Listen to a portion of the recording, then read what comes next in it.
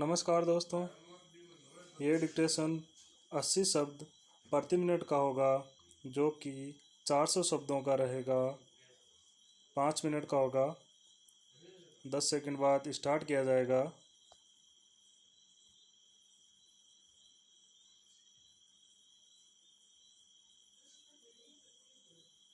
Start. महोदय, इस संबंध में दिन प्रतिदिन बढ़ने वाले भ्रष्टाचार की समाप्ति के लिए और कर्मचारियों के रवैये के संबंध में माननीय सदस्यों ने विचार प्रकट किए। मैं समझता हूँ कि इससे कोई समझदार व्यक्ति इनकार नहीं करेगा कि भ्रष्टाचार को प्रोत्साहन नहीं देना चाहिए। अतः इस ओर विशेष ध्यान देने की आवश्यकता है। भ्रष्टाचार को समाप्त करने के लिए जो कठिनाइयाँ सरकार के समक्ष है, शीघ्र ही उन पर कदम उठाए जाने चाहिए। यदि सख्ती भी बरतनी पड़े तो चिंता नहीं, हमें ऐसे कदम उठाने ही हैं। मैं यह जानता हूँ कि बहुत से लोग, जिनमें कुछ हमारे साथी भी हैं, इसकी कुछ बातों का विरोध करते हैं।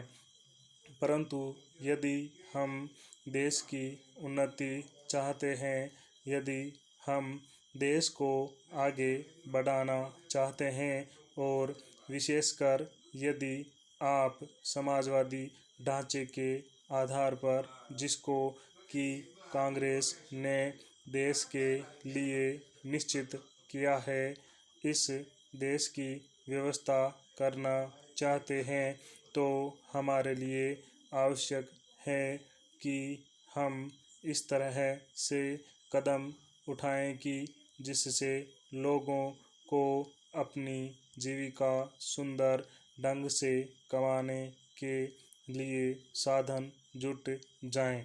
वास्तव में यह सरकार, जिसने यह साहसपूर्ण कार्य किया है, इस कार्य के लिए सबसे अधिक बधाई के पात्र है।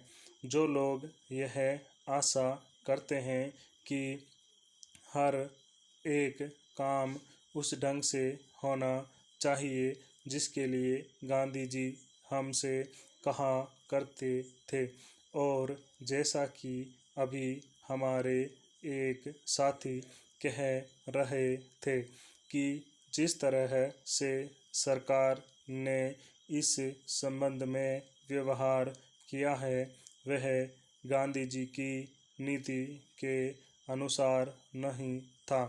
यही नहीं, उन्होंने तो एक तरह से कांग्रेस ने जो समाजवादी ढांचे पर समाज की व्यवस्था की नीति अपनाई है, उसका विरोध किया, और मेरी समझ में उनकी बात नहीं आती कि एक तरफ तो वह कांग्रेस के अंदर हैं और दूसरी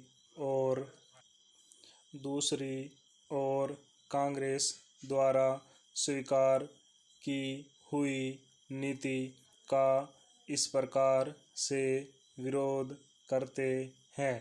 मैं समझता हूँ कि वह इस बात को भी जानते होंगे कि कांग्रेस द्वारा इस नीति को स्वीकार कराने वालों में अधिकतर वे ही लोग हैं जो गांधी जी के अनुयायी हैं और उनके सिद्धांतों में विश्वास रखते हैं। ऐसी स्थिति में उनकी वह बात समझ में नहीं आती कि आज सरकार प्रजातंत्र और गांधी जी के बताए हुए नियमों के अनुसार आचरण क्यों नहीं कर रही है? यह बात बिल्कुल ठीक नहीं है। स्टॉप।